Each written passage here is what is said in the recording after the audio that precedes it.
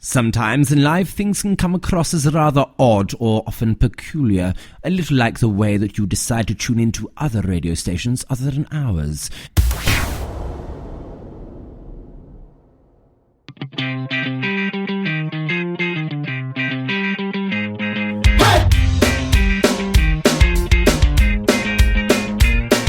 Wishful thinking, been dreaming, it's my time to shine.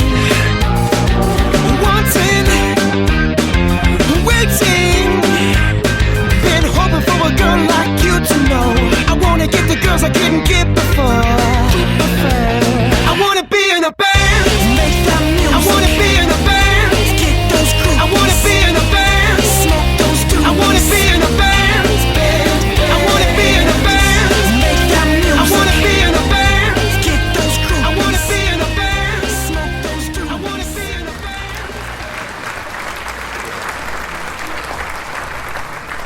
If you enjoyed that introduction song, head on over to iTunes and pick it up. That's I Wanna Be in a Band by Love Struck Robot off their debut album, I Wanna Be in a Band. You can download the entire album there, as well as their new single, Smoke Show. For more information, please visit lovestruckrobot.com. Whether you're listening on Spreaker, iTunes, or Stitcher, your input and feedback and rating the show would be greatly appreciated. If you have any other things you want to discuss, comments, questions, concerns, please email me at ahayes@memyselfandiradio.com. Thanks a lot. Good morning, good afternoon, hip hip hooray. This is Me, Myself, and I. I'm your host, Anthony Hayes. If you are not already doing so, please follow me on Twitter at ahayes_MMI. I am also on Instagram, ahayes_MMI. And the newest addition to the Me, Myself, and I arsenal, Me, Myself, and I Radio on Facebook. And of course, when all else fails, head on over to the mothership, Me, Myself, and I Radio.com. Lots to talk about in less than half an hour to do it in, so let's get into Me, Myself, and I, shall we? Hey, how's it going? This is Anthony. Thanks for tuning in today. If it's your first time with us, welcome.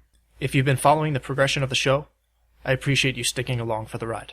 Here on Me, Myself, and I, we discuss overcoming obstacles despite your circumstances. I draw from personal experiences as outlined in my book, The Science of Being, and a decade-long battle with clinical depression. What I've done to combat these feelings is with exploring a path of self-actualization by taking ownership of my mental and physical health. Life, you see, is an ever-evolving process. As the world around us changes, we must change along with it. What do I mean by that? Am I saying to conform to something or someone you are not? Quite the opposite, actually.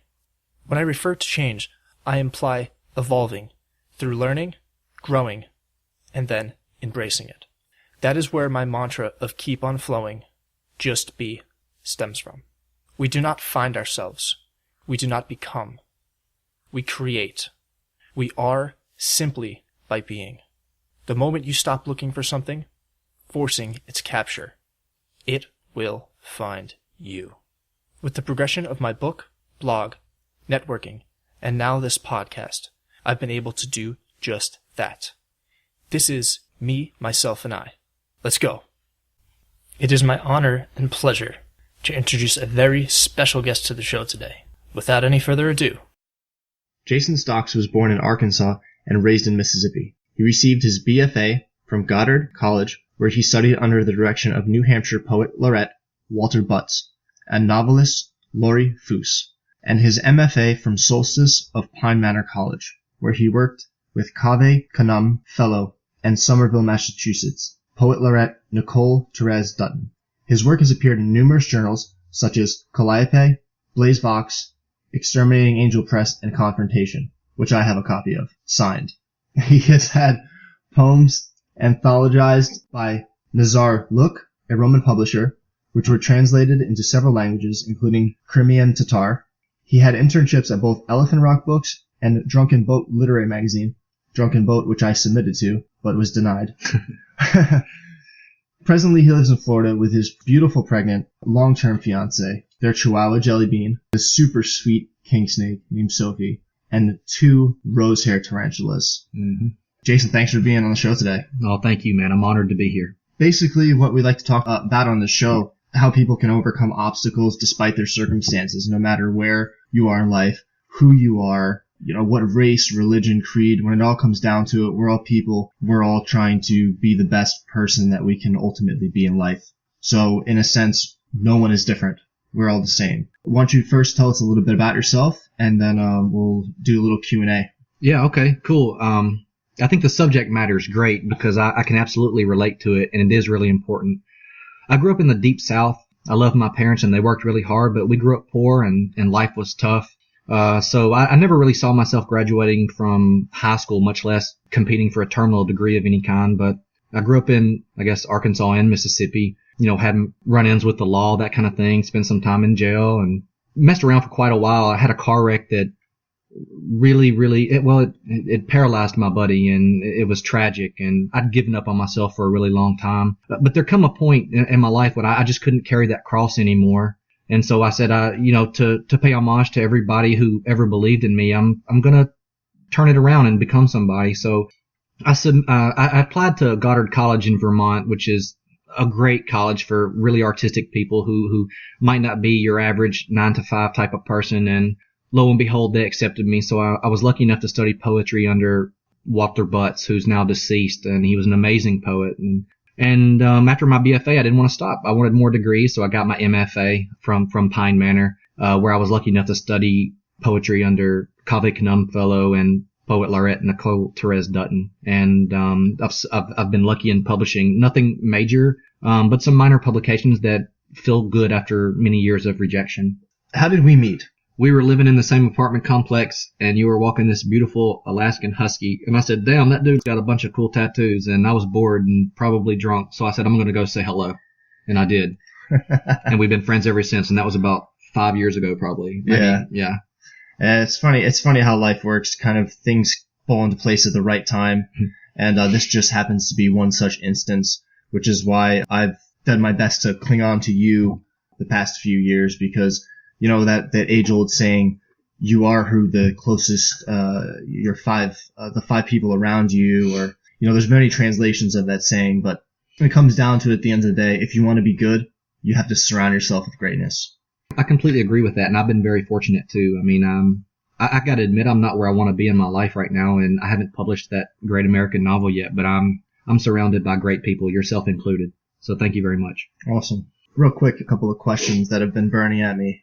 What circumstances or obstacles has writing helped you overcome? Because writing has been an intricate part of my life and overcoming obstacles and depression. And yeah, I think it's a great tool that really across the spectrum anybody can use at any given point in their life to help them achieve things and to really get everything in black and white. So what circumstances has writing helped you overcome?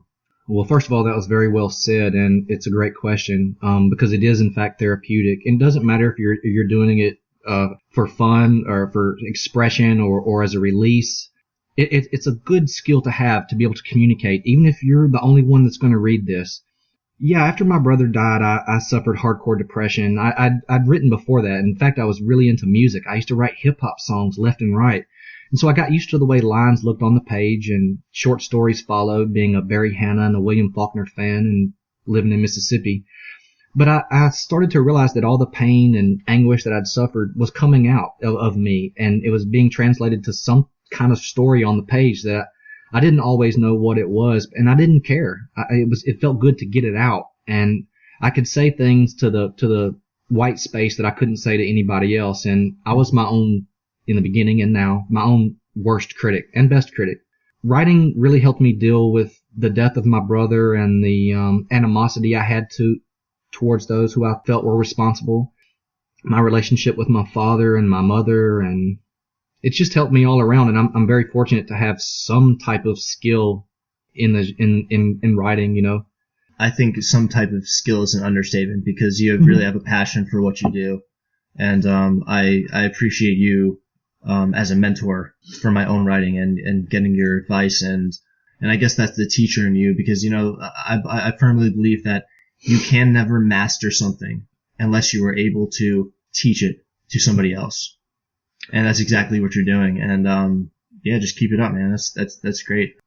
So you touched on something earlier, and basically you said that the white space in the paper is unbiased. It's not going to judge you. And I think that's the greatest thing that I appreciate about writing, because the ink flowing out of the pen on the paper to me is almost like my blood.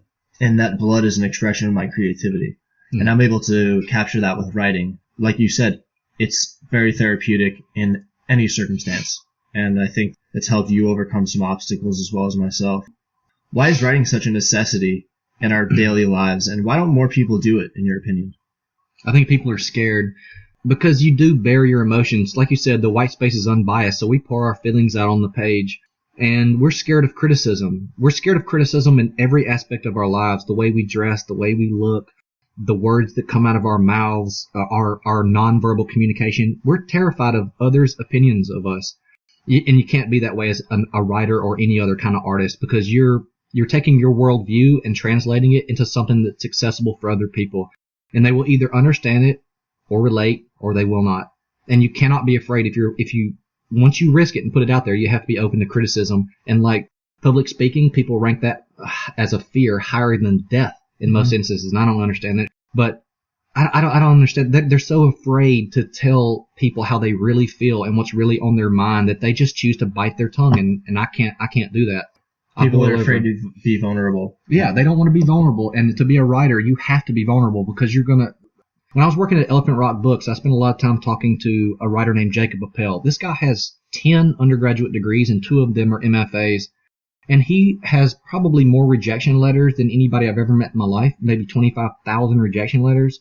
But he also has more award-winning short stories and short stories than anybody else I've ever met. And the point, you can't be afraid. You have to put it all out there. And some people just don't have it in them. Those people are the guys that sit back and bite their tongue, and writers are the people that go against the grain. Wow, that's very well put. I'm actually familiar with Jacob Appel, and his story is phenomenal. Mm-hmm. So in that, it's kind of appropriate that you bring up that topic, because my next question is, what advice would you give those who want to incorporate more writing in their daily life and their day-to-day? May it be, something as simple as making a to-do list, or to make a journal of some sort. Just anything to get that creativity out. What advice would you give those in order to incorporate that into their lives? Those who are not familiar with literature and don't do much reading at all, I would say start with a journal, because that's supposed to be private, and the only person that reads it is you. So you learn how to communicate and how to write and be accessible by wondering if you could figure it out yourself. Can I understand this? Do I want to? Is it worth it? But for those who want to incorporate more writing in their life for maybe professional purposes, or who care about publishing, you just have to do it. You just have to work on it every day. You have to write every day. W.S. Merwin wrote 75 lines a day. The writers that write every day abound. I could say so many writers right now that make it a habit to write 5-6 hours a day. You have to work very, very hard, and you have to read a lot too, and write every single day. That's a different aspect, though. That's for publishing as opposed to expressive therapy purposes. But sure. You just have to do it. Don't be afraid. Just do it. Mm-hmm. Awesome. W.S. Merwin studied poetry at Princeton under John Berryman, who unfortunately committed suicide in Minnesota. He just decided to die off a bridge one day because it got to be too hard, I guess. But anyway, he told W.S. Merwin, who was a poet laureate of the United States and just has won every major award in this country, an amazing writer, and my primary influence as a poet, because I could go on and on. But he told W.S. Merwin, when he was a poetry student at Princeton, that he had to write 75 lines a day of poetry and practice every day and hone his skills and sharpen his tools. But the only thing was, he wasn't mature enough. He hadn't lived enough life yet to write 75 lines a day. So it's an amalgamous, very, very specific mix of experience and education and fancy to be a poet. I think most people are afraid to write because maybe they think they haven't lived enough life yet to have anything to write about. And that's true. There's no new story is going to come about. Everything under the sun is old news. It's not the story you tell, it's the way you tell it. So I guess the individual is what's specific to the story. Wow, that's heavy. Well, you named some very great, well-known poets, and